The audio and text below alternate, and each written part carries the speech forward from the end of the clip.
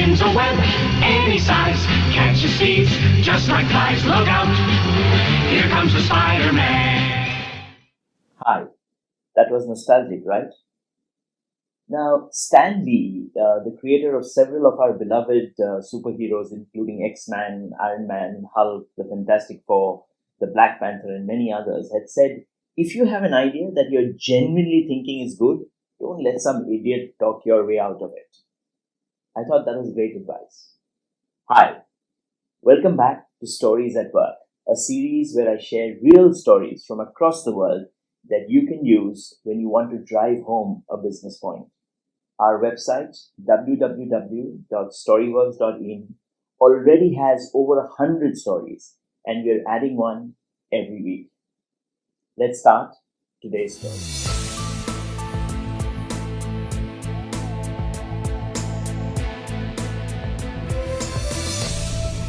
In 2017, Stan Lee was invited to deliver the keynote address at the UCLA Extension graduation ceremony. There, he shared this experience from his life. In early 1960s, Stan Lee was an employed writer at Marvel Comics. He already had success with creating superheroes like X-Man, the Fantastic Four, etc.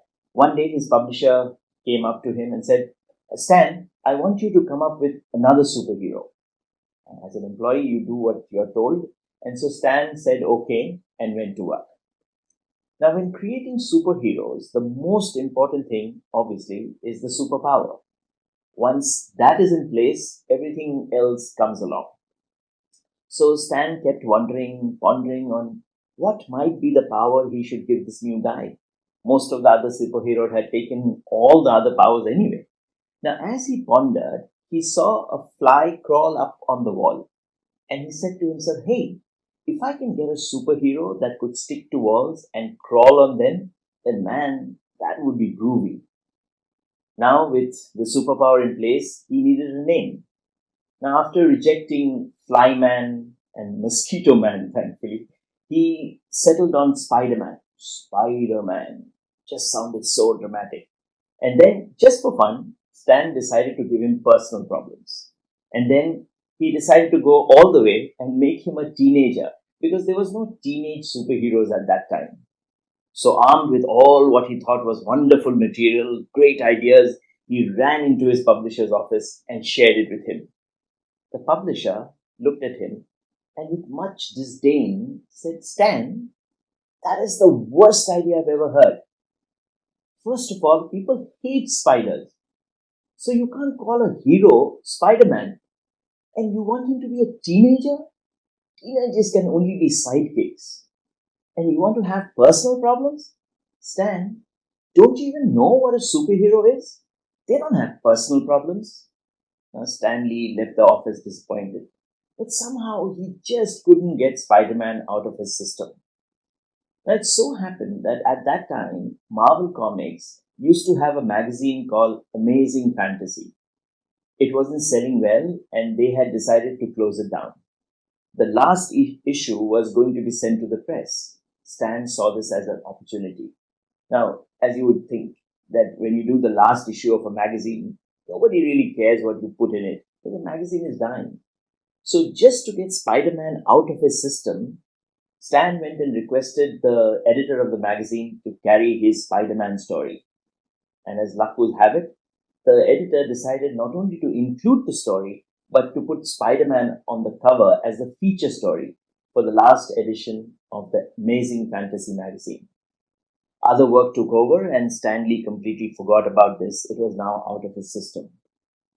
Now, a month later, when all the sales figures came in, his publisher came rushing into Stan Lee's office and said, Stan, do you remember the character we both loved so much, Spider-Man? Let's do a series. What a story. Now, Stan ended his keynote at the UCLA that day with this piece of advice. He said, if you have an idea that you genuinely think is good, don't let some idiot talk your way out of it. And that would be a great story to use if you're trying to drive home the same message to your team about not losing hope just because someone said no the first time to an idea, if you genuinely think it's good. Of course, you can't be assuming all your ideas are good, but the one that you really deep down know is good, then go for it. If you like this story, you can find many, many more on our website, www.storyworks.in. These stories are searchable using the business point you want to make. This website and our YouTube channel has 2 playlists. The Story Bank playlist, which already has, I think, about 81 stories, contains stories just like this, real incidences that you can share to drive home a business point or inspire your people to take action. The other playlist is called Leaders Speak. This has videos where leaders have shared stories that have created opinions they have. If you're sharing the same opinion with your team or driving home a very similar message, you could use that story. Thanks for listening. See you next week. Bye for now.